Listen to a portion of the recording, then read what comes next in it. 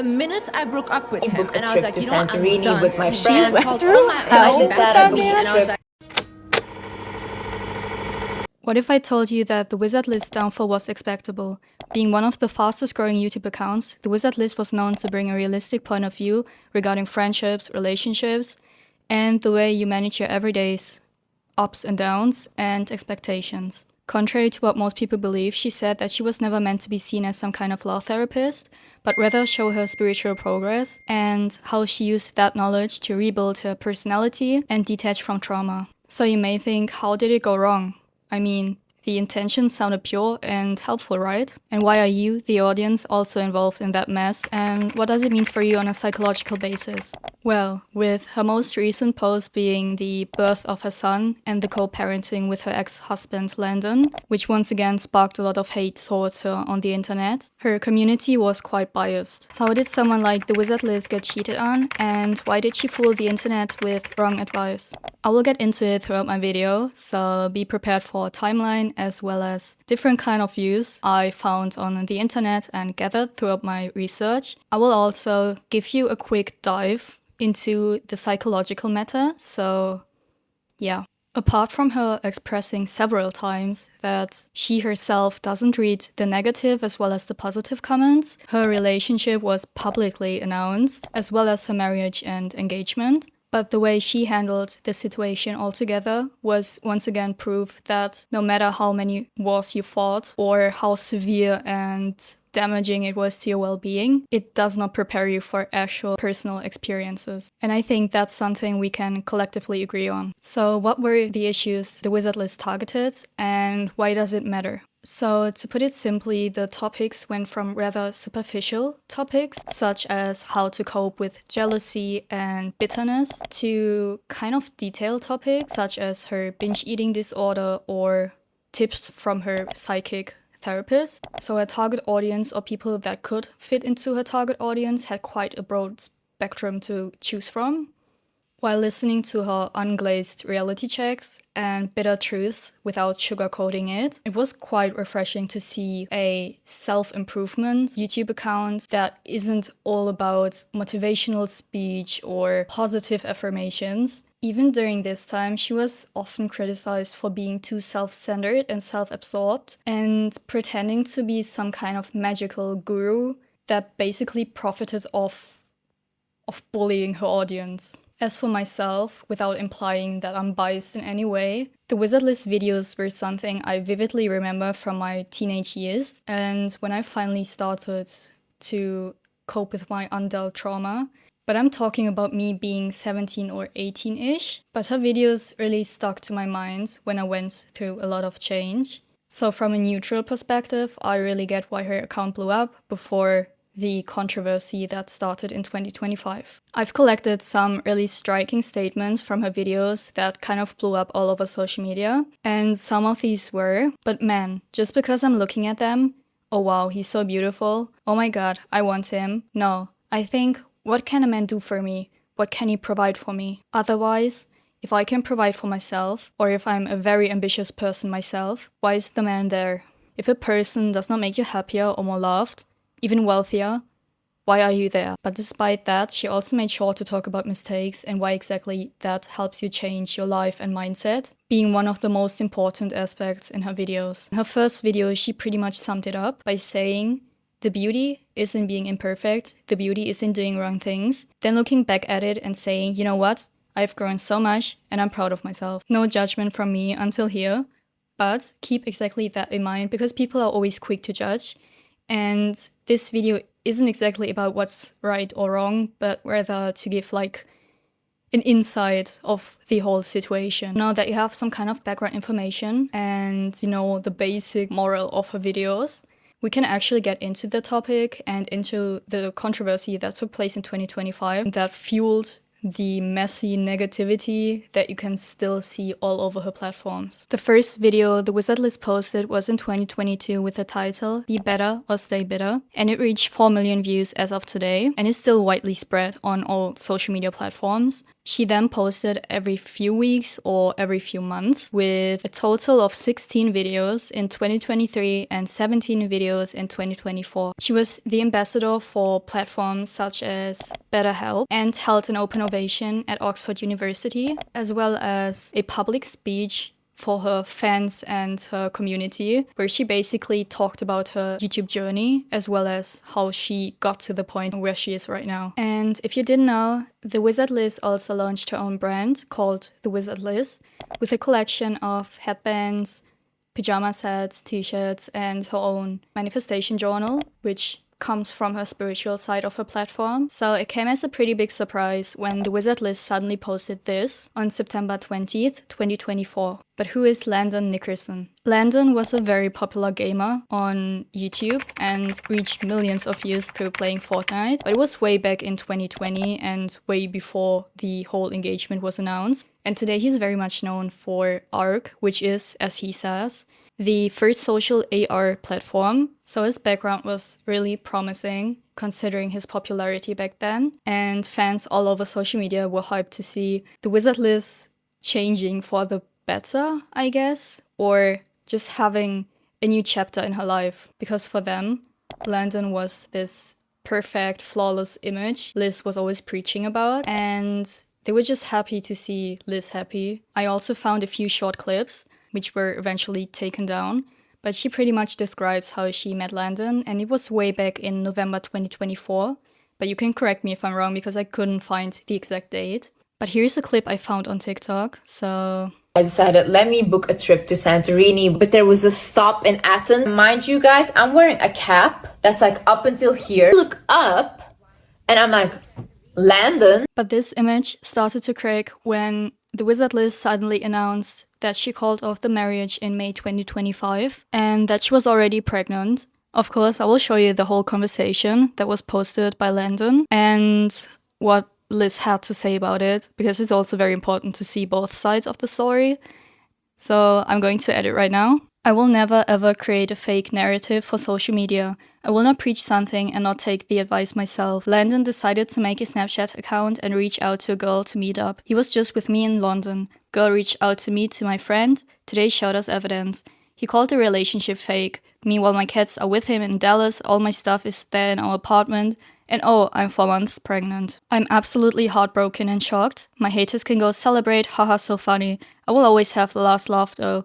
He lost everything and I gained everything, thank God. Landon was absolutely single when he met me. We were both not in a relationship. I don't know how people even came to that conclusion or who made that up, but I would definitely not be dating him if he wasn't single to begin with. When we first met over Instagram 4 years ago, we talked for a couple days and got in a relationship after, so did he. Stop this false narrative, that's just even more harmful. People love to make up shit, weird as fuck. So for the record, which is very important for the next things I will say, thewizardliz met Landon in August 24, right before being officially engaged to him in September 24, and called off the marriage about 9 months later, with proof of him cheating on her and confessing of being pregnant since January. Here is where it gets a little messy. Right after all this stuff happened, Abby, Landon's ex, posted a series of 3 story times, which she supposedly had to take down, regarding her experience with him, calling him abusive, a stalker, and stuff like that. And she also mentioned that he supposedly followed her throughout Europe, and it was kind of a coincidence that he met Liz at the airport. But I found a video of another creator as a follow-up to this series, and I think it explains it pretty well, so I'm going to show you. Insane. Her story time literally gave me chills. She went through hell with that man. This man, Landon, was hooking up with every girl in Dallas, and everyone knew that. But I'm assuming a ton of other girls in Dallas probably DM'd Liz and were like, I've been with him, I know him. But she was not the person leading to the end of the marriage, because another person was introduced by Liz and posted on her story. Peyton, the woman Landon tried to cheat with, reached out to Liz and sent her proof of the whole conversation. And to make things messier, Landon actually posted the whole conversation between him and Peyton on his own story, trying to gain empathy and to show that he's capable of having the awareness of what happened and regretting everything, which obviously was a little too late. And as a little side note, it's a very common manipulation tactic, trying to shift his responsibility and his obligation to another person and to kind of profit off of Liz's emotional distress and what she just basically went through, which is she was baby trapped and cheated on. It's a lot, so I'm going to just add it, and you can pause the video to just read it, so I don't have to read it, but yeah. So to sum up, we now have 3 people: Landon, Abby, and Peyton. The internet went on a rampage trying to find the person most at fault, as if it was some kind of competition. And they even tried to go as far as diagnosing Landon or his ex or any other person, which is just wrong. But it ended with a conclusion basically everyone agreed on. How is it possible that the Wizard Liz was preaching about confidence, about self-worth, bashing her followers into gaining some common sense and to search for toxicity in their environment? How is it possible that she gets played by a Fortnite player who just happened to grow a beard? It sounds kind of mean, but it basically is what it is. So what happened after that, you ask? And especially if you don't follow her content. Landon continued to appear in some of her videos, and they both kind of mutually agreed on co-parenting and taking the responsibility for the sake of their child. At the same time, the Wizard Liz came forward with a video where she basically explained how she missed or avoided red flags on purpose, I guess.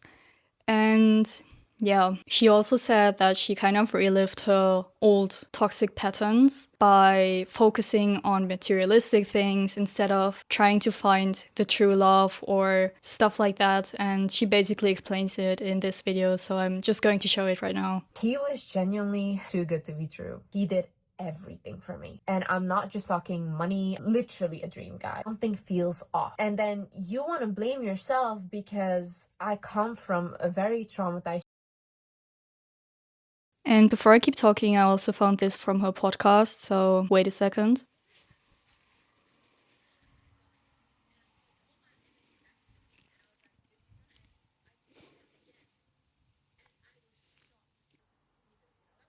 After that, she just basically started posting her normal content again, which was about confidence and self-improvement, which pissed off more of her followers. And people had all kind of different opinions, from empathetic and kind messages to rage-fueled reactions.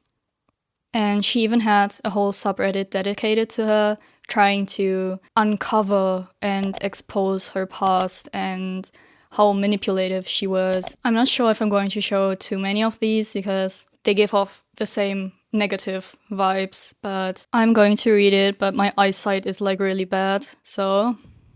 My theory on the Wizard Liz. Okay, so I have a theory on why I think the Wizard Liz is famous in the first place, because I used to be a fan. I'm not a fan anymore, I'm just observing her from the sidelines. But here's what I think. When I first saw her, I wasn't really into her. But as I watched her videos, I became her fan, and here's why. The way she was speaking was, I think, the most uninteresting part about her, even though her entire channel is about giving advice, helping women become the most confident, highest version of themselves. I could not give 2 shits about what she was saying. All I noticed was how she looked, and the place where she was even recording her videos, and she looked really good. I think if she did not look the way she looked, beautiful by the way, and if she did not live in such a luxurious place, and if she did not look luxurious or wealthy herself, she would not have gotten famous. Because I think I'm still sticking around because of her lifestyle, because of the way she looks, because of the fantasy that I've created in my head about what her life is supposed to look like. And that is why when she got cheated on and expressed something human happened to her, it felt like the entire fantasy was shattered. Honestly, she's a self-centered, self-absorbed narcissist who pretends to be a special magical guru of human behavior. Everything she preaches is literally online remakes of the same motivational concepts. There's little emotional awareness of how things feel. And any social justice issues or causes she posts about is just surface level of look good. I actually forgot to add something I will have to add now. But Liz actually answered to Abby's video and she posted this. Oh, and I'm trying to message her personally now, but I just saw she blocked me. Girl, how are you going to lie and block me? And how are you going to talk about cheating when Landon just posted evidence of having a married sugar daddy whilst in a relationship with him?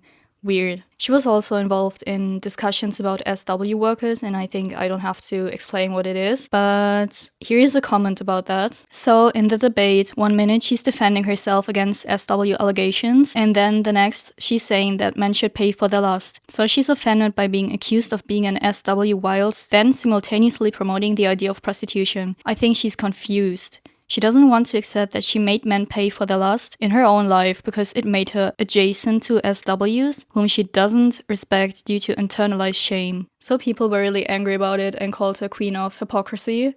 And yeah, in this post, the Wizard Liz supposedly admitted to being a sugar baby, I guess. And people dug up some information about her being with multiple men in Dubai, and that she profited off SW work. And yeah, that's what it's basically about, so I'm going to read it to you. Wizard Liz admitted being a sugar baby. Multimillionaire boyfriend flown her out to Dubai when she was 19 years old. He gave her money, but nothing compared to what he has, which means he was often giving her a couple of thousands at least, and she had to use money in order to buy dresses to look good for the dates. If you are a fan of Liz, when you hear this, does it sound normal to you? What kind of boyfriend gives you money and expects you to use the money to buy nice dresses to look good when he uses you outside? A completely transactional relationship based on the man paying her and her paying him back with her looks and her body.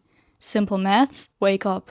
So as you can see, it's like really bad, but you can kind of see the nuance, and yeah, it's quite negative. Now, what you've probably been waiting for, I'm going to give my psychological analysis. And before you think I'm going to diagnose any of these people, no, as mentioned, I think it's really disrespectful. But there are obvious patterns and tactics you can see without doing exactly that. And yeah, the Wizard Liz is really open about the trauma and how that has shaped her life. She mentioned regularly the abuse she went through with her dad and how exactly that shaped and controlled how she was perceived and how she perceived herself. She herself said she endured physical abuse and life-altering scenarios, which were targeted towards her siblings, and her mother. And in one video, she and her sister described the following incident.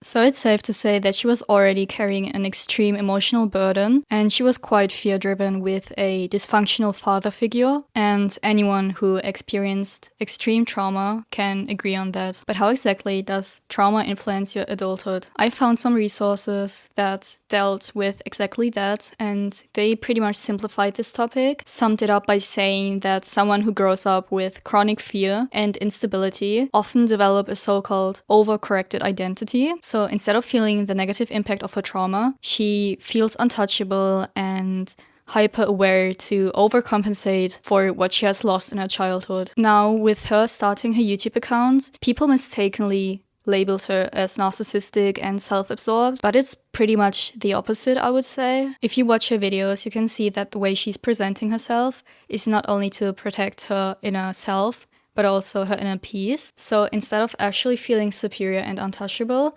she's using a defense mechanism to protect what's left of her. Exactly that can come off as higher moral standards and higher self-assertion. In psychology, you can call it defense grandiosity. There's also a theory explaining exactly that. It's called the self-discrepancy theory. I'm sorry if I said that wrong, but it's by E. Torrey Higgins. It explains that there is a discrepancy between your actual self and your ideal self. And in this photo, you see your actual self, your ideal self, and your odd self. In this case, her ideal self would be her desired personality, being the overly confident, empowered self, and the Liz you all know from her videos, while her actual self was still healing from the inflicted trauma and emotional attachment, as well as her extreme drive for materialism. The bigger the gap between her ideal self and actual self, the bigger the self-discrepancy, or in simple words, the bigger the emotional distress. So it's not hypocrisy, but extreme emotional overcompensation. So what are actual tips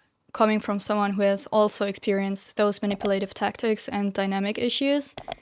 And it's quite simple. You don't heal from your trauma just by talking about it. The Wizard Liz proved that just by talking about it, you don't actually remove the issue from your mindset. She not only relived like the most traumatic parts of her childhood, but she also mirrored the same toxic behavior towards her viewers by making it seem like being money-centered, non-forgiving, and unreachable is the ideal everyone should look up to.